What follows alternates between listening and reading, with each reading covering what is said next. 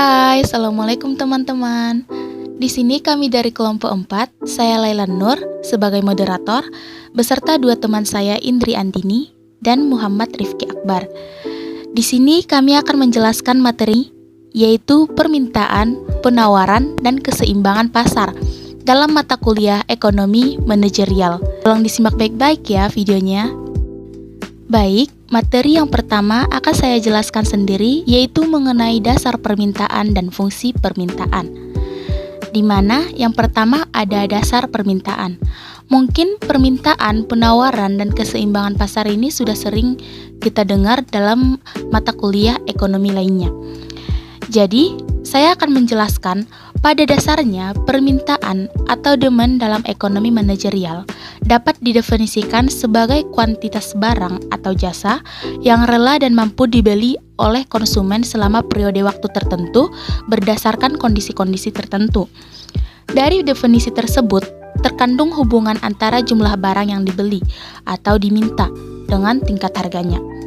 Hubungan tersebut dapat disusun dalam bentuk tabel permintaan, kemudian dapat kita gambarkan dalam bentuk kurva permintaan. Nah, dari situ terdapat beberapa faktor yang dimana faktor-faktor tersebut mempengaruhi permintaan. Yang pertama ada harga barang itu sendiri, yang kedua harga barang lain yang terkait erat dengan barang tersebut, yang ketiga pendapatan rumah tangga dan pendapatan rata-rata masyarakat, yang keempat corak distribusi pendapatan di masyarakat, yang kelima cita rasa masyarakat, yang keenam jumlah penduduk, dan yang terakhir ramalan atau ekspektasi mengenai keadaan di masa yang akan datang. Nah, berdasarkan daya belinya, permintaan dibagi menjadi 3 macam, yaitu yang pertama permintaan efektif, di mana dalam permintaan efektif ini adalah permintaan masyarakat terhadap suatu barang atau jasa yang disertai dengan daya beli atau kemampuan membayar. Yang kedua ada permintaan potensial, di mana dalam permintaan potensial ini, permintaan masyarakat terhadap suatu barang dan jasa yang sebenarnya memiliki kemampuan untuk membeli, tetapi belum melaksanakan pembelian barang atau jasa tersebut. Yang terakhir ada permintaan absolut, di mana permintaan absolut ini adalah permintaan konsumen terhadap suatu barang atau jasa yang tidak disertai dengan daya beli.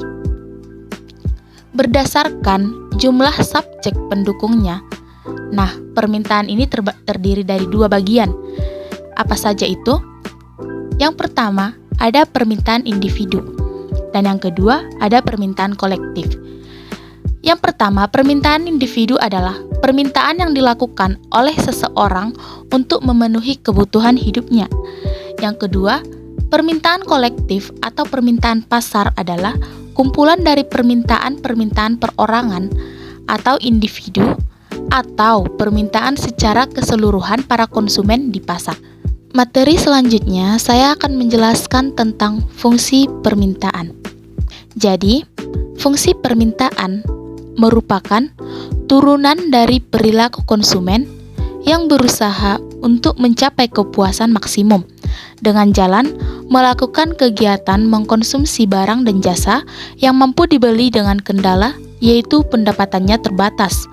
Konsep dasar dari fungsi permintaan untuk suatu barang atau jasa dapat dinyatakan dalam bentuk hubungan antara kuantitas yang diminta dan sekumpulan variabel spesifik yang mempengaruhi permintaan dari suatu barang atau jasa tersebut. Fungsi permintaan secara umum ini menspesifikasikan bagaimana kuantitas produk yang diminta berhubungan secara bersama dengan variabel harga produk dan variabel-variabel penentu permintaan, di mana variabel tersebut seperti pendapatan konsumen, harga dari produk lain yang berkaitan, ekspektasi konsumen terhadap harga suatu produk di masa mendatang, ekspektasi konsumen terhadap ketersediaan suatu barang di masa mendatang, selera konsumen, banyaknya konsumen potensial, pengeluaran iklan, features atau atribut dari suatu produk, dan faktor-faktor spesifik lain yang berkaitan dengan permintaan terhadap suatu produk. Nah, itu untuk dasar permintaan dan fungsi permintaan. Materi-materi selanjutnya akan dijelaskan oleh teman-teman saya. Disimak baik-baik ya. Assalamualaikum warahmatullahi wabarakatuh. Saya Indri Andini akan melanjutkan penjelasan dari teman saya Lailan Nur. Nah, materi selanjutnya yaitu bentuk fungsi permintaan.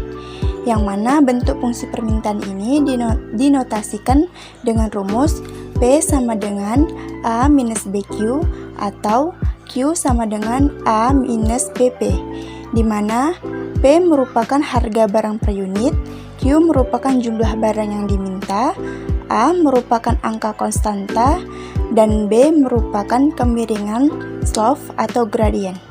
Yang mana materi selanjutnya yaitu kurva permintaan. Kurva permintaan merupakan suatu grafik yang menggambarkan hubungan antara harga dengan jumlah komoditas yang ingin dibeli dan dapat dibeli konsumen. Dalam menganalisis permintaan, perlu diketahui bahwa terdapat perbedaan antara dua istilah, yaitu permintaan dan jumlah barang yang diminta. Yang mana permintaan diartikan sebagai keseluruhan dari kurva permintaan. Maksudnya yaitu permintaan menggambarkan keadaan keseluruhan dari hubungan antara harga dan jumlah permintaan. Sedangkan jumlah barang yang diminta diartikan sebagai banyaknya permintaan pada suatu tingkat harga tertentu. Kurva permintaan berbagai jenis barang pada umumnya itu menurun dari kiri atas menuju kanan bawah. Kurva yang demikian disebabkan oleh sifat hubungan antara harga dan jumlah yang diminta, yang mana mempunyai sifat hubungan terbalik. Kalau salah satu variabel naik, misalnya harga nih, maka variabel yang lainnya akan turun, misalnya jumlah yang diminta. Yang mana hal ini sesuai dengan hukum permintaan yang berbunyi, semakin tinggi harga suatu barang, maka akan semakin sedikit jumlah barang yang diminta. Begitu juga sebaliknya, semakin rendah harga suatu barang, maka akan semakin banyak jumlah barang yang diminta. Materi selanjutnya yaitu penawaran. Berbicara tentang penawaran, apa sih sebenarnya penawaran itu? Jadi, penawaran atau supply dalam ekonomi manajerial diartikan sebagai kuantitas produk, barang, atau jasa yang ditawarkan untuk dijual di pasar, yang mana secara umum sangat tergantung pada seberapa besar jumlah variabelnya. Penawaran berdasarkan asumsi ceteris paribus diartikan sebagai faktor-faktor yang mempengaruhi biaya produksi yang tidak mengalami perubahan. Teori penawaran terutama menumpukan perhatiannya kepada hubungan di antara tingkat harga dengan jumlah barang yang ditawarkan, yang mana jumlah penawaran dari suatu barang adalah jumlah barang yang rela dan mampu dijual oleh penjual. Ada banyak hal yang menentukan jumlah penawaran barang, tetapi ketika kita menganalisis bagaimana pasar bekerja, salah satu penentunya adalah harga dari barang tersebut. Adapun hukum penawaran pada dasarnya menyatakan bahwa semakin tinggi harga suatu barang, maka semakin banyak pula jumlah barang yang ditawarkan oleh penjual. Begitu juga sebaliknya, apabila harga suatu barang rendah, maka jumlah suatu barang yang ditawarkan akan semakin sedikit. Penawaran juga memiliki fungsi, yang mana fungsi dari penawaran atau supply merupakan hubungan antara harga komoditas dengan jumlah yang ditawarkan. Dengan kata lain, bahwa konsep dasar dari fungsi penawaran untuk suatu produk dapat dinyatakan dalam bentuk hubungan antara kuantitas yang ditawarkan atau kuantitas penawaran dan sekumpulan variabel spesifik yang mempengaruhi penawaran dari suatu produk, di mana hubungan antara harga dengan penawaran selalu berbanding lurus. Penawaran ini terjadi di setiap tingkat harga sesuai dengan periode waktu tertentunya atau ceteris paribus. Adapun bentuk fungsi penawaran dinotasikan dalam rumus P sama dengan A plus BQ atau Q sama dengan A plus BP, di mana P merupakan harga barang per unit, Q merupakan jumlah barang yang diminta, A merupakan angka konstanta, dan B merupakan kemiringan slope atau gradien. Nah oke, jadi sekarang kita akan bahas mengenai kurva penawaran. Kurva penawaran merupakan suatu grafik yang menggambarkan atau menunjukkan hubungan antara harga suatu barang dengan jumlah barang yang ditawarkan. Dalam menganalisis kurva penawaran, perlu dibedakan antara dua pengertian, yaitu penawaran dan jumlah barang yang ditawarkan. Yang mana dalam analisis ekonomi, penawaran diartikan sebagai keseluruhan dari kurva penawaran. Sedangkan jumlah barang yang ditawarkan diartikan sebagai jumlah barang yang ditawarkan pada suatu tingkat harga tertentu. Nah, oke, sekarang kita fokus pada grafik berikut ini. Pada umumnya, kurva penawaran menaik dari kiri ke bawah ke kanan atas. Dengan kata lain, arah pergerakannya berlawanan dengan arah pergerakan kurva permintaan. Bentuk kurva penawaran bersifat seperti itu dikarenakan terdapat hubungan yang positif di antara harga dan jumlah barang yang ditawarkan, yakni semakin tinggi harga suatu barang, maka semakin banyak pula jumlah yang ditawarkan. Nah, selanjutnya kita masuk kepada bagian keseimbangan pasar. Keseimbangan pasar ini adalah suatu keadaan di mana ketika permintaan dan penawaran berada pada suatu titik yang sama. Kurva yang melukisnya biasa dikenal dengan kurva keseimbangan pasar atau market equilibrium. Nah, dalam kurva ini, titik equilibrium tersebut akan mampu bertahan dalam jangka panjang apabila titik tersebut konsumen dan produsen sama-sama diuntungkan atau hanya memperoleh kerugian yang sangat kecil. Suatu kondisi di mana penawaran lebih besar daripada permintaan atau dinotasikan dengan QS lebih besar dari QD, maka disebut dengan surplus atau kelebihan penawaran. Sedangkan suatu kondisi di mana permintaan lebih besar daripada penawaran atau dinotasikan dengan QD lebih besar dari QS, maka disebut dengan shortage atau kelebihan permintaan.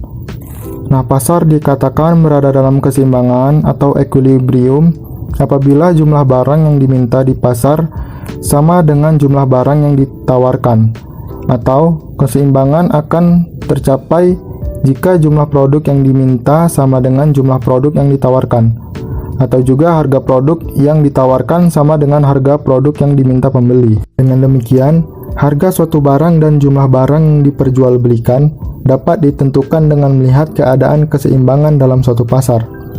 Pada harga di atas harga keseimbangan, maka jumlah yang ditawarkan lebih besar sehingga akan terjadi penurunan harga. Sebaliknya, pada harga di bawah harga keseimbangan, maka jumlah yang diminta lebih besar sehingga akan terjadi kenaikan harga. Keseimbangan yang terjadi pada pasar sangat penting terjadi guna mendapatkan kurva permintaan penawaran berjalan dengan normal.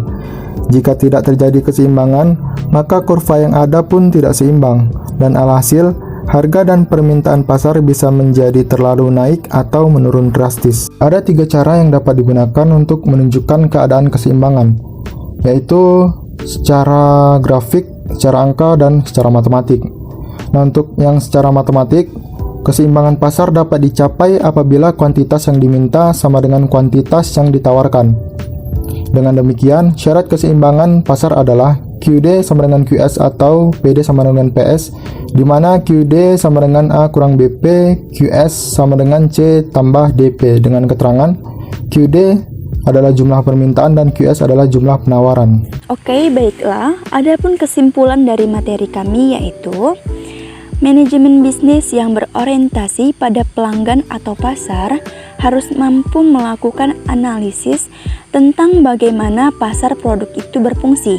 Dan dalam hal ini, pihak manajemen harus mampu melakukan analisis permintaan pasar, analisis penawaran pasar, dan kemudian mengkaji di mana titik keseimbangan pasar produk itu terjadi.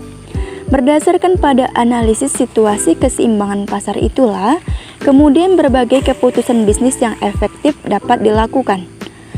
Pada dasarnya, berdasarkan konsep ekonomi manajerial, terdapat 2 kelompok yang berpartisipasi di pasar, yaitu kelompok konsumen dan kelompok produsen, yang mana analisis permintaan berfokus pada perilaku dari kelompok konsumen, sedangkan analisis penawaran menguji perilaku dari kelompok produsen. Teman-teman semuanya, sekian penjelasan dari materi kami, yaitu mengenai permintaan, penawaran, dan keseimbangan pasar. Terima kasih sudah menyimak penjelasan kami dan semoga bermanfaat. Bye-bye. Assalamualaikum warahmatullahi wabarakatuh.